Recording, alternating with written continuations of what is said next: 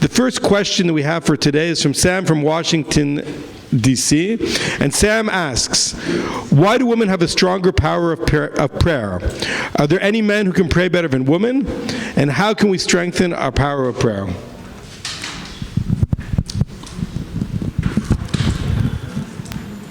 All right. Everybody heard the question.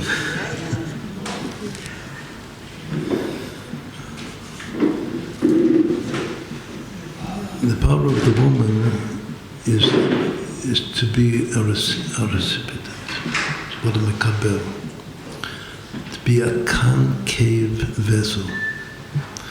That I possess nothing of my own, and everything that I possess is given to me from above. Just like we read a week ago in the Torah, that Moses himself, when he prayed to God, he actually prayed 515 prayers to enter the land of Israel.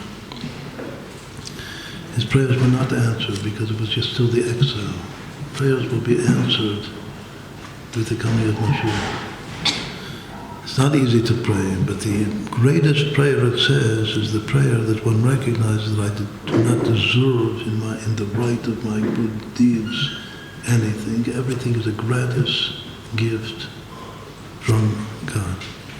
And a receiver is able to pray. And a woman is a receiver, so a man also has that power.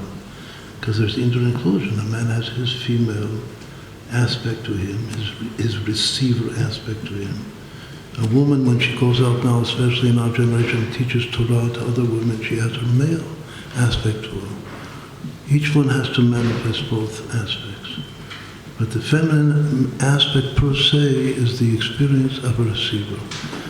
And the receiver is what is the power of prayer to draw down from above, because Hashem falls in love with a true receiver and does whatever he is asked to. Okay, we have a question from Rivka from Toronto, and she asks, can the Rav give some practical tips on how to be more attentive and see divine providence? So as we said before, before we pray every day, we should meditate. And part of the meditation is also in meditation to, as it were, pray that Hashem opens my eyes, and today I want to see your divine providence in my life and everything around me. If that prayer of the heart is sincere, we'll say something that we didn't explain before. There are prayers of the lips that are actually audible. There's also the prayer of the heart, which is not always audible. And it says, Ta'avat anavim, a person who is modest and humble, which is also to be a concave receptacle. Even if he just desires something in his heart, that is enough. He doesn't even have to say it with his lips. So, if a person in his heart, always when he walks down the street, he has this receptacle in his heart to receive insight and to see divine providence, he will be shown some divine providence. That's all. Every step that he takes will see divine providence.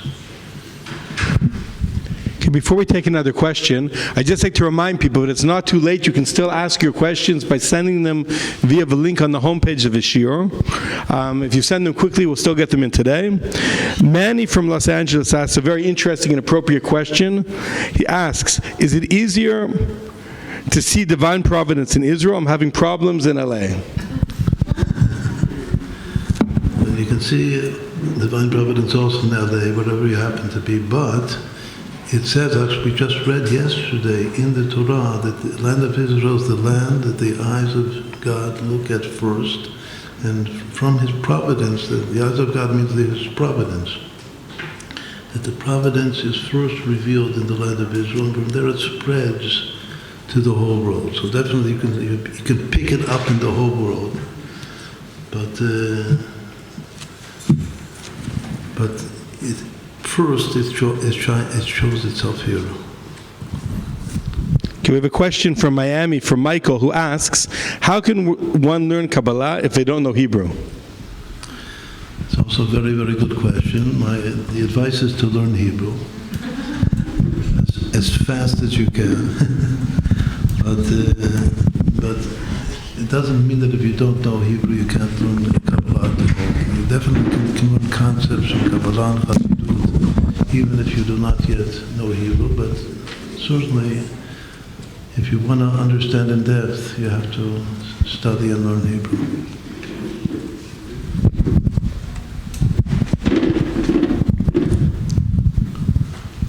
Hi, Rabbi. My name is Mark. I may have missed the part of your drosha. You may have addressed this already, but you talked about how Moshe Rabbeinu fought with Og and slew him close up, and David HaMelech threw the rock at a distance. Did you mention how Mashiach will potentially slay Armelius? Right, so that was actually the distance. Points that it was even more non-local, because it's just by prayer. So it's very close. No, very far. Very far. Very far. Okay, so the next point of my question then. The very far is very close because it's non-local.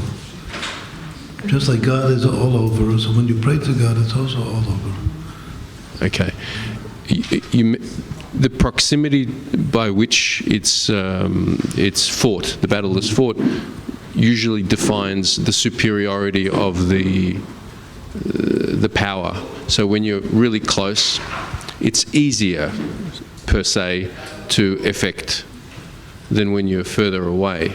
And yet you mentioned that Moshe Rabbeinu fought a much bigger giant than David HaMelech. How does that equate to the giant that Mashiach will be fighting? Sometimes, even the sages say sometimes a little animal can win a big, tremendous animal. Moses was much smaller than Og physically. And Moses, even his fear was not that he was a physical giant. His fear is that he had some merit from having served Abraham many, many years before. So he thought that he had some merit. Because of that, he was a little bit afraid, or much afraid of it. But he fought him himself, and he was little, and when he jumped up, he just reached to his knee, or even below the knee, and you can kill from a small person can kill a big person.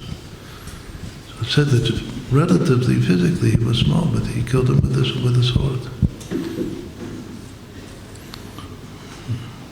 Okay, and how does one not just see divine providence, but is a creator of God's divine providence? That's exactly what we're trying to speak about, the power of prayer. That messianic prayer is our involvement and our arousal of divine providence to reveal itself. That's the power of prayer. so someone from Chutz La'aretz that didn't tell us a name or a place asked us, what are the dangers of looking at pornography, and what does the Torah recommend we do in order to solve and to stay away from these dangers? Okay, so the dangers of what we just said, that it's the mother of assimilation. That's what the Chazal say. We have a real source for this in the Chazal. Last month, someone asked about touching before marriage. And we said, just don't do it. It's forbidden. So we have to say the same thing here in reference to this question, that to enter bad sites on the net is bad. It's forbidden. Don't do it. It's a nisayon. It's a trial. It's hard. But if God gives us hard trials, He gives us the power also to be victorious. These trials are already the beginning of fighting against Armilus Rishia, the wicked Armilus. Okay, do we have any questions from the women's section before we go on with the men? Just 1 second, please.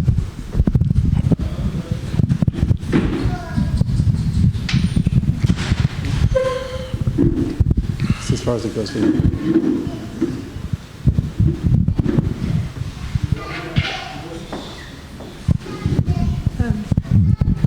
Hello. The rabbi asked said about the three levels of the complete of the Torah. That was parallel to Moshe. The complete of the nation. That's parallel to David. No, of the land of Israel. The land. Yeah. So I didn't understand. The first one was the complete of the Torah, and that also was David also because it was Shema Israel. So I didn't understood. We explained that we gave two different models to explain the three levels. We said the first was the power of Moses in the Exodus and the splitting of the Red Sea and the Song of the Sea. And the power of David was Kriyat Shema, was the Shema Yisrael. And the power of Mashiach was the Shemona Esrei. Then we said gave another model. It doesn't contradict, they go together, but it's two different models. There's the three different completions. That the completion of the Torah is Moses fighting against all. And the completion of the land of Israel being the land of Israel, belonging to Israel, that's King David. We have to now try to meditate. How does that go together with Shema Yisrael? But it's just Pshat. We said that the Pshat in the Torah is that they were fighting over the ownership of the land. The Chazal say that he came out to profane the name of God at the time that we read Shema Yisrael. But the Pshat was that they were fighting over the land. And then in our generation, the Mashiach and our Milos is actually the fight over the people. The Jewish people called Shleimut Haaretz, the completion of the people. I wanted to ask concerning the two psukim, the first pasuk about Makkah, that the person is called a Nophel, and then the next pasuk speaks about Kilayim. You also have the concept of Moshiach being called a Nophel. Harachamon hu Yakim Lanu Sukkos David HaNopheles, and also one of the terms of Moshiach is called Bar Nafle, the fallen one. And how do we explain the two psukim, one right next to the other, the first one being referring to Moshiach? Okay, that's a very good question. The question is that we said that in the Midrash, the faller is Amilus, the opponent of Mashiach. But Mashiach himself is also referred to by the same word. He's like a miscarriage that comes back to life. It is born and is not about to live and then is resurrected spontaneously. It's called Bar Nafla. So this is a classic example of the very same concept being positive or negative. It's like an electron and a positron, a particle and the antiparticle. Two opposite things. And now about Nophel, the word Nophel, in referring to this wicked Armilus, so there's a gematria that is given that he comes from the first murderer. We didn't talk about murder yet. The first murderer in the Torah is Cain and Nibal. Cain equals Nophel. 160. So this is what it says in Kabbalah, that this Amilos is actually a reincarnation of the bad part of Cain. But it's true that the very, very same word is used in reference to Mashiach, as you said. So you can either fall good or you can fall bad. You can fall on your head or fall... what?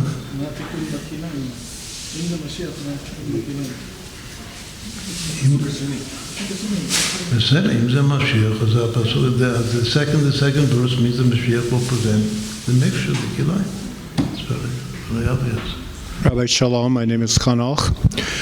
In the battle against the assimilation giant, we need to teach B'nai Noach, but yet we have resistance from many Jews and of course from non-Jews. So how do you recommend that we approach this? This is part of the battleground. Okay, so that's a very, very good question. Actually, this is the connection between what we explained last month and what we explained just now today. Last month we said that 1 out of 2 intermarried people, non-Jews, may very well have the potential to convert. And we have to try to encourage it. If it's a sincere convert like Ruth, we have to very, very encourage it. And that's where Mashiach comes from Ruth. So definitely part of fighting against assimilation is exactly this, teaching Torah to the non-Jewish world and trying to bring back as many sparks as we can. This is maybe the greatest weapon that we have in fighting against assimilation. And even after intermarriage, after the kilayim, the mixture in the vineyard takes place, then still don't give up hope. Because even after it takes place, as we said, there might be 50% potential of bringing back sparks. And maybe this is part of the divine providence that we cannot fathom, because it's so deep and so ununderstandable. That Hashem works in His mysterious ways to bring back sparks by something just like Kilion and Machlon, that he intermarried, and Machlon's wife Ruth, she became a convert, as we explained last time. Many non-Jews feel, though, that they need to work on their mitzvot, and teaching B'nai Noach is not a major responsibility for them. Did everybody hear what you said? Repeat the question. So the question was that many Jews feel... Many, what did you say it again? Give him the microphone. Thank you. I've spoken with many Jews who feel that it is not their role to teach B'nai Noach because they're very concerned and entwined in improving their own midot. So a person that only thinks about himself, that's not Hasidah. Hasidah thinks about other people, but even spreading the light to non-Jews. Definitely, there are always people that want to just protect themselves spiritually. But that's not the way to get out and to bring Mashiach. So we have to try. We call this a revolution. We call it the fourth revolution, the revolution of our generation, which is now to get out and to spread the light to the whole world. So Leah from Israel asks, can the Rav give advice to a woman who wants to teach other women Torah? The advice is to teach other women Torah. And obviously, in order to teach, you have to learn as much as you can. And the topic that you teach should either be about Shalom Bayit or be about prayer. Topics which have to do with women, but it's all based upon very, very deep things in Chassidut, the deepest things. So you have to learn about it and teach it. And I bless every woman that gives herself over to teaching other women Torah. So through Vismog in Los Angeles, we have another important question about living in Israel. And Abraham asks, if every Jew has a portion of land in Israel that's predestined, how does one find his portion of land? How does he buy it and live in it? So, even though we believe in non-locality, still there are things that it's better that you do if you come here physically. So the first thing is to come here, and then by divine providence, Hashem will show you where your place is and where your shlichut is. Of course, everyone has a mission in life, and if at present your mission is to teach in your community, even abroad in Chutz Haaretz, so maybe the time is not yet ripe to come here. The Rebbe did not send just automatically everybody here. Because the first thing, once more, the battle of our generation, that's just, we said now, is assimilation. Assimilation is in America.